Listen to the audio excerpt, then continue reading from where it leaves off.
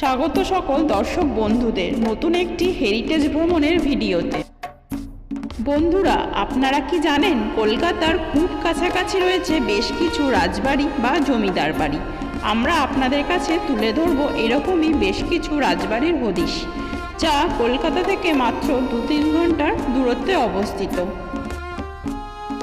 এই সমস্ত রাজবাড়িগুলো একদিনে ঘুরে আসা যায়, আবার বেশ কিছু রাজবাড়িতে ইচ্ছে হলে রাত্রিযাপনও করতে পারেন।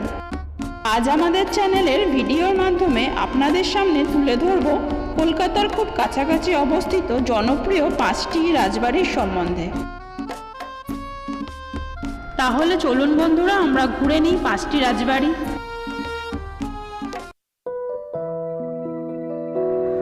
আমাদের প্রথম গন্তব্য হলো কলকাতার একেবারে কাছে অবস্থিত আন্দুল রাজবাড়ি। কলকাতা থেকে সেকেন্ড হুগলি ব্রিজ ক্রস করে ও হাওড়া থেকে ট্রেনে করে মাত্র 1 ঘন্টার মধ্যে পৌঁছে যান আন্দুল রাজবাড়ি। চলে এসেছি আমরা আন্দুল রাজবাড়ির সামনে। 1834 সালে রাজা রাজনারায়ণ বাহাদুর এই রাজপ্রাসাদটি নির্মাণ করেছিলেন। বিস্তীর্ণ মাঠের সম্মুখে পেল্লায় এই রাজপ্রাসাদ, যার সামনে দাঁড়ালে নিজেকে ক্ষুদ্র মনে হয়।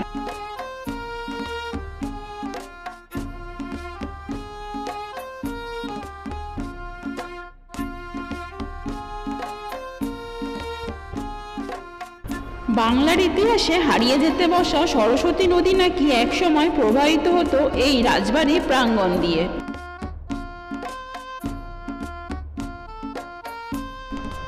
আন্দুল রাজপরিবারের সূচনা হয়েছিল রামলোচন রায়ের হাত ধরে। তিনি ছিলেন লর্ড ক্লাইভের দেওয়ান।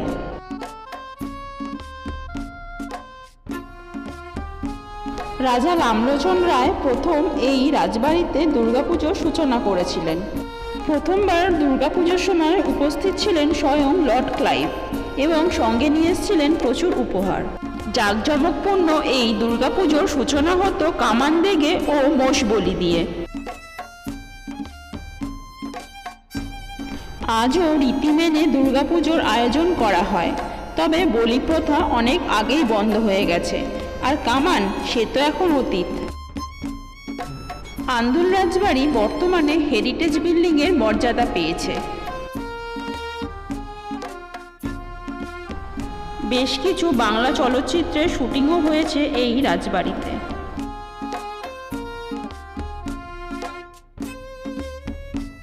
আন্দুল রাজবাড়ি নিয়ে আমাদের চ্যানেলে একটি সম্পূর্ণ ভিডিও রয়েছে।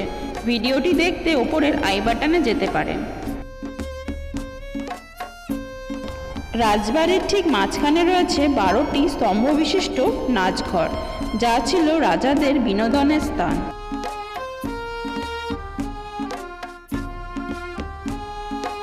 আন্দুল রাজবাড়ি সম্বন্ধে কিছু জানার থাকলে কমেন্ট করতে পারেন।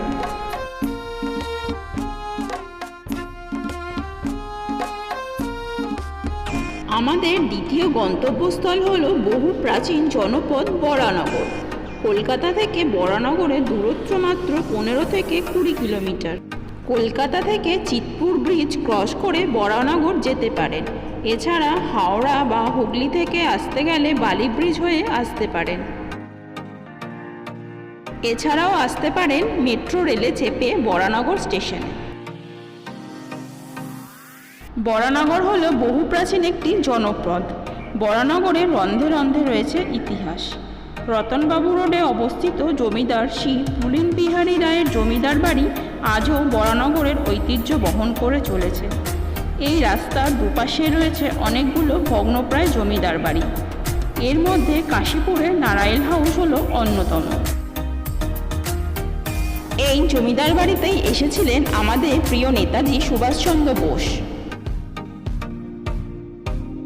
বরানগরে রয়েছে প্রচুর প্রাচীন মন্দির, সেই জন্য বরানগরকে এক কথায় মন্দির নগরীও বলা হয়ে থাকে।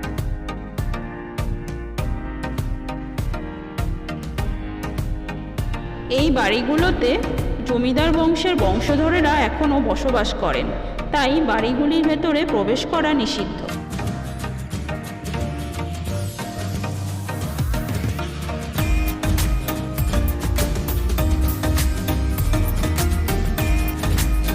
এই হলো জমিদার বাড়ি রাসমঞ্চ।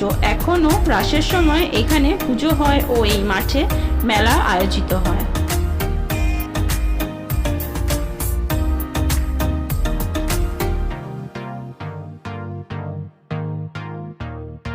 এই হলো কাশীপুর মহাশ্মশান, যা হুগলি নদীর তীরে অবস্থিত। প্রামাণিকঘাট রোডে আছে প্রাচীন এই প্রামাণিক কালীবাড়ি। এই মন্দিরে মা কালী ব্রহ্মময়ী কালী রূপে পূজিত হন। ব্রহ্মময়ী মাকে ঠাকুর রামকৃষ্ণদেব মাসি বলে ডাকতেন, তাই প্রায়ই চলে আসতেন এই মন্দিরে।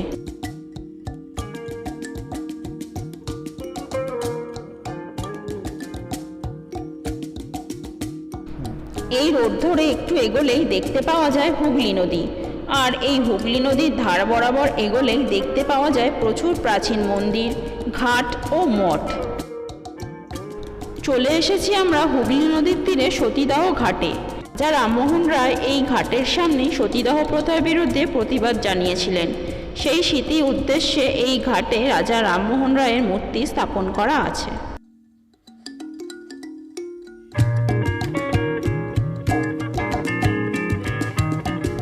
বরানগরের রাজপথ ঘুরতে ঘুরতে চোখে পড়বে ডাচেদের বেশ কিছু ভগ্নপ্রায় স্থাপত্য। এখানে আছে ডাচেদের নির্মিত ডাচকুটি বা ডাচ বাংলো। বরানগরের হুগলি নদীর তীরে অবস্থিত এই ঘাটটি রামেশ্বর ঘাট নামে পরিচিত। বিকালবেলা এই ঘাটে বসে বেলুড় মঠ দেখতে দারুণ লাগে।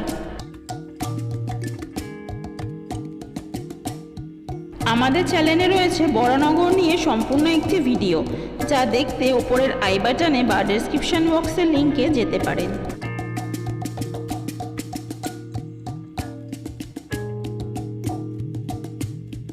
ব্যবসা বাণিজ্যের জন্য ডাচেদের তৈরি ঘাট এখন কুটিঘাট নামে পরিচিত।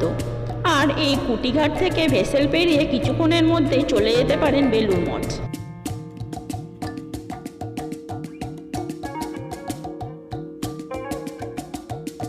বরানগরের হুগলি নদীর ধার ধরে হাঁটতে হাঁটতে বহু প্রাচীন মন্দির ও বেশ কিছু স্থাপত্য দেখতে দেখতে আমরা চলে এসেছি জয়মিত্রী কালীবাড়িতে। বরানগরের একটি উল্লেখযোগ্য মন্দির হলো জয়মিত্রী কালীবাড়ি, আর এই কালীবাড়ির ঠিক পাশে রয়েছে মিত্রদের জমিদার বাড়ি। মন্দিরের প্রবেশপথেই রয়েছে সিংহদুয়ার। বিশাল প্রাঙ্গণের দুই ধারে রয়েছে 6টি করে মোট 12টি শিব মন্দির ও প্রচুর তুলসী মঞ্চ। এই মন্দিরটি নবরত্ন শৈলীতে নির্মিত। এই মন্দিরের আদলেই তৈরি হয়েছিল দক্ষিণেশ্বরের মা ভবতারিণীর মন্দির। জয়মিত্রীর কালীবাড়ি ঘুরে এবার আমরা চলেছি কাচের মন্দির দেখতে।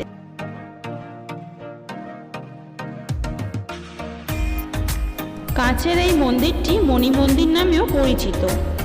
এই মন্দিরের প্রতিষ্ঠাতা হলেন শ্রী শ্রী ঠাকুর সত্যানন্দ দেব। মন্দিরটি 8 কোণ বিশিষ্ট।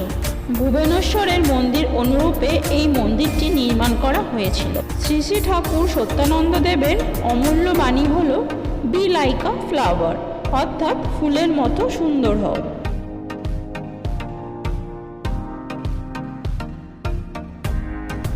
আমরা এখন আছি বহু প্রাচীন শ্রী শ্রী কৌলেশ্বরী কালী ও শ্রী শ্রী কৌলেশ্বরী শিব মন্দিরে।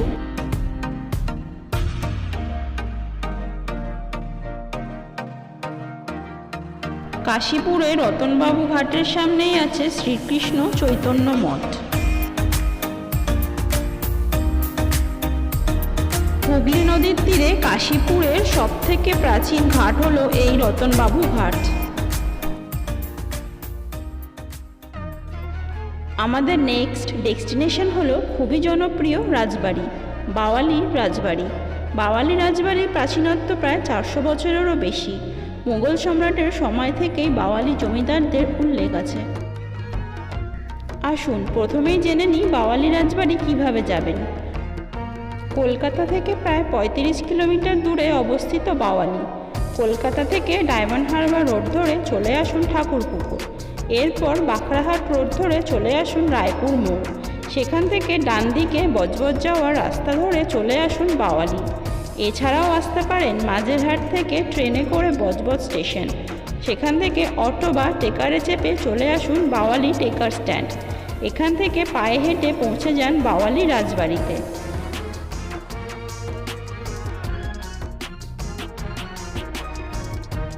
রাজবাড়িতে ঢুকতেই চোখে পড়বে বিশাল সিঁড়ির ওপর 6টি গোলাকার স্তম্ভ, আর তার মাথায় আছে ত্রিকোণাকৃতির ছাদ।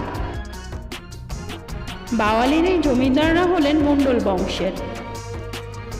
বাড়ির সামনে আছে উন্মুক্ত বিশাল দালান, আর তার চারপাশে আছে পরিবর্গা ছাদ বিশিষ্ট দোতলা এই রাজবাড়ি।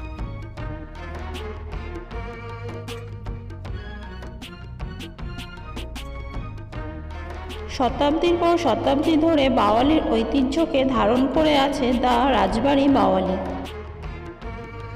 আনুমানিক 400 বছর আগের কথা। তখন রাজত্ব করতেন মোগল সম্রাট আকবর। সম্রাটের প্রধান সেনাপতি ছিলেন মানসিং। মানসিংয়ের প্রিয় পাত্র ছিলেন সেনাপ্রধান বাসুদেব রামরায়। বাসুদেব রামরায় নিজের দক্ষতায় কৃষক বিদ্রোহ এবং দস্যুবৃত্তি দমন করতে সফল হয়েছিলেন। বাসুদেব রামরায় মোগল প্রশাসনের কাছ থেকে মণ্ডল উপাধি পান। এইভাবেই বাওয়ালিতে মণ্ডল বংশের জমিদারি শুরু হয়েছিল। বহু বছর অবহেলিত ও পরিত্যক্ত অবস্থায় ছিল এই বাওয়ালি রাজবাড়ি। অবশেষে বেশ কিছু বছর আগে এই রাজবাড়ি সংস্কার করা হয়। বর্তমানে নতুনভাবে সেজে উঠেছে দ্য রাজবাড়ি বাওয়ালি। বাংলা চলচ্চিত্র জগতে বেশ কিছু সিনেমা শুটিংও হয়েছে এই রাজবাড়িতে। এখানে ডে আউটিংয়ের পাশাপাশি বিলাসবহুল রাত্রিযাপনের ব্যবস্থা আছে। তবে হ্যাঁ, বাওয়ালি রাজবাড়ি বেড়াতে এলে অবশ্যই আপনাকে অনলাইনে বুকিং করে আসতে হবে।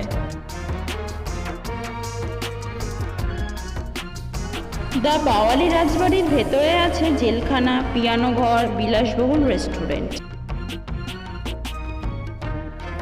বাওয়ালি রাজবাড়ি সম্বন্ধে আমাদের চ্যানেলে একটি সম্পূর্ণ তথ্যবিশিষ্ট ভিডিও রয়েছে, যা দেখার জন্য উপরের আই বাটনে যেতে পারেন।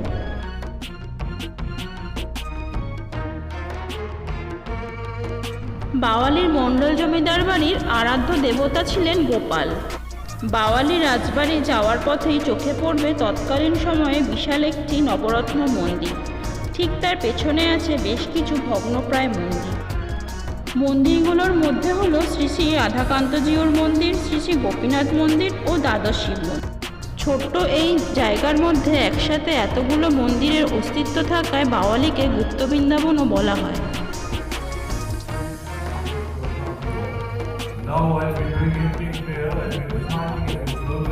সন্ধে হলেই এই রাজবাড়ি সেজে ওঠে প্রদীপের আলোতে। এছাড়াও সন্ধ্যাবেলা অনুষ্ঠিত হয় সাংস্কৃতিক অনুষ্ঠান।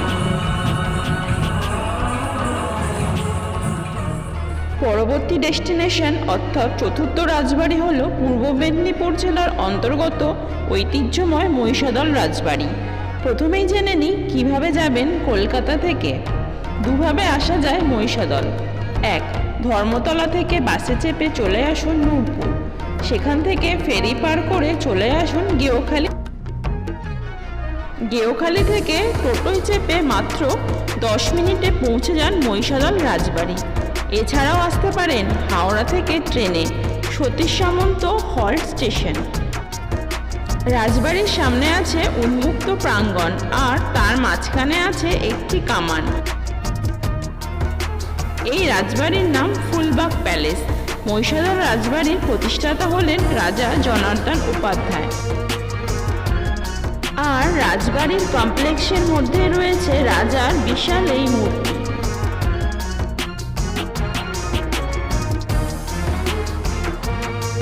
এরপর পরিবার বংশানুক্রমে মহিষাদলের সিংহাসনে বসেন রানী জানকী দেবী।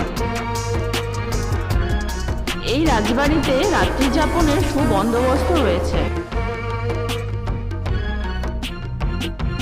আজও রাজবাড়ির দোতলায় বসবাস করেন রাজপরিবারের বংশধরেরা।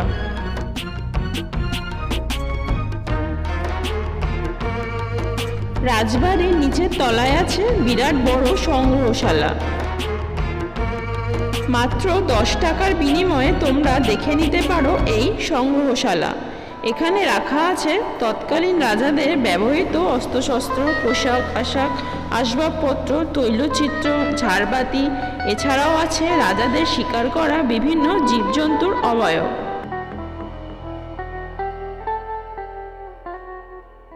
মহিষাদলের রানী জানকী দেবী প্রথম রথযাত্রার আয়োজন করেন। আজও প্রাচীন রীতিনীতি মেনে রথযাত্রা অনুষ্ঠিত হয় মহিষাদলে।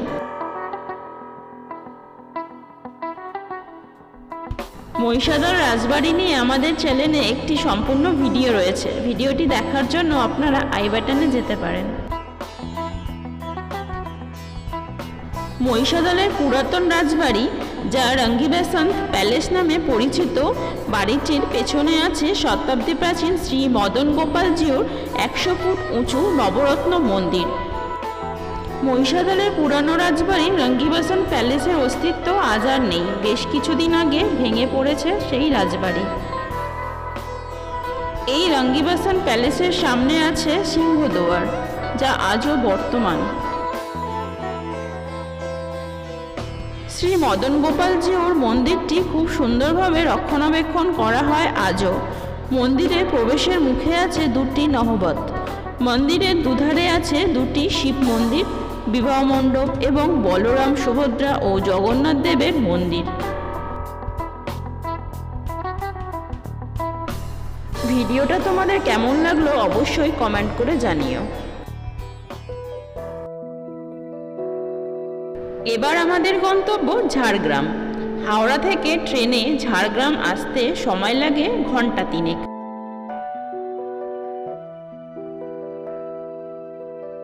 হাওড়া থেকে সকাল 6টা 40-এ ইস্পাত এক্সপ্রেস ধরে 9টা 15-20-এর মধ্যে চলে আসুন ঝাড়গ্রাম।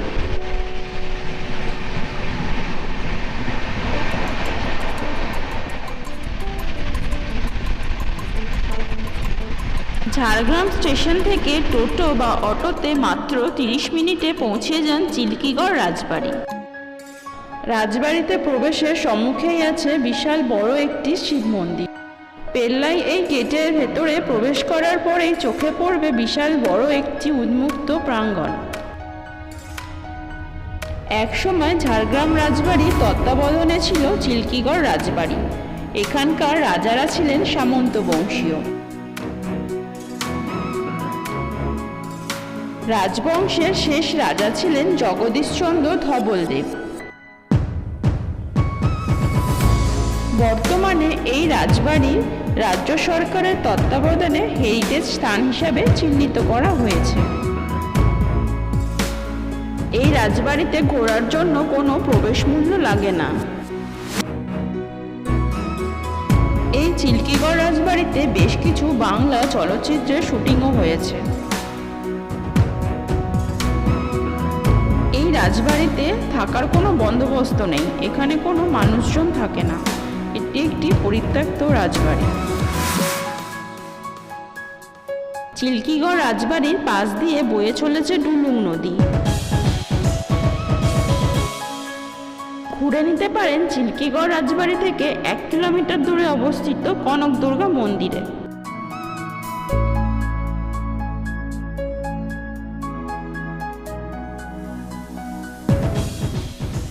প্রাচীন এই শিব মন্দিরের পাশেই আছে বিশাল এই বটগাছ। শিব মন্দিরের বিপরীতে আছে কালাচাঁদ নবরত্ন মন্দির।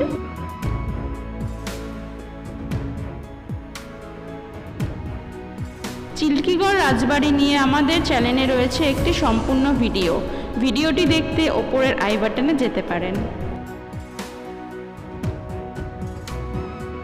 কালাচাঁদ নবরত্ন মন্দিরের ঠিক পাশেই আছে পঞ্চরত্ন শৈলীতে নির্মিত গায়ত্রী দেবীর মন্দির।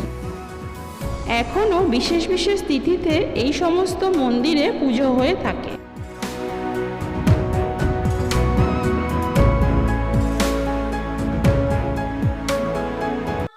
ঝাড়গ্রাম এলাম আর ঝাড়গ্রাম রাজবাড়ি দেখব না, তা হয় নাকি? আমাদের আজকের ভিডিওর শেষ অর্থাৎ 6 নম্বর রাজবাড়ি হলো ঝাড়গ্রাম রাজবাড়ি। ঝাড়গ্রাম স্টেশন থেকে ঝাড়গ্রাম রাজবাড়ির দূরত্ব মাত্র 30 মিনিট। আর চিল্কিগড় রাজবাড়ি থেকে এখানে আসতে সময় লাগে মাত্র 20 মিনিট। রাস্তায় পড়বে ডুলুং নদী ও কনক দুর্গা মন্দির। এই ঝাড়গ্রাম রাজবাড়িতে আজও রাজপরিবারের বংশধরেরা বসবাস করেন। এই সাজানো গোছানো রাজবাড়িতে প্রায়ই চলতে থাকে চলচ্চিত্র জগতের শুটিং। আবির চ্যাটার্জির অভিনীত দুর্গেশগড়ের গুপ্তধন ছবিটির শুটিং এই রাজবাড়িতেই হয়েছে। ঝাড়গ্রাম রাজবাড়ি সম্বন্ধে একটি সম্পূর্ণ প্রতিবেদন আমাদের চ্যানেলে আপলোড করা আছে, যা দেখতে ওপরের আই বাটনে বা ডেসক্রিপশন বক্সের লিঙ্কে যেতে পারেন। ঝাড়গ্রাম রাজবাড়ির সামনে আছে Jhargram Rajbari tourist complex, West Bengal tourism ডিপার্টমেন্টের অন্তর্গত। Department of tourism government of West বেঙ্গলের অফিসিয়াল ওয়েবসাইট থেকে রুম বা কটেজ বুকিং করতে পারেন। আমাদের এই 5টি রাজবাড়ি সম্বন্ধে ভিডিও আপনাদের কেমন লাগলো তা অবশ্যই কমেন্টের মাধ্যমে জানাবেন। আর এরকমই নিত্য নতুন ভিডিও পেতে অবশ্যই চ্যানেলটিকে সাবস্ক্রাইব করে বেল নোটিফিকেশনটা অন করে রাখবেন।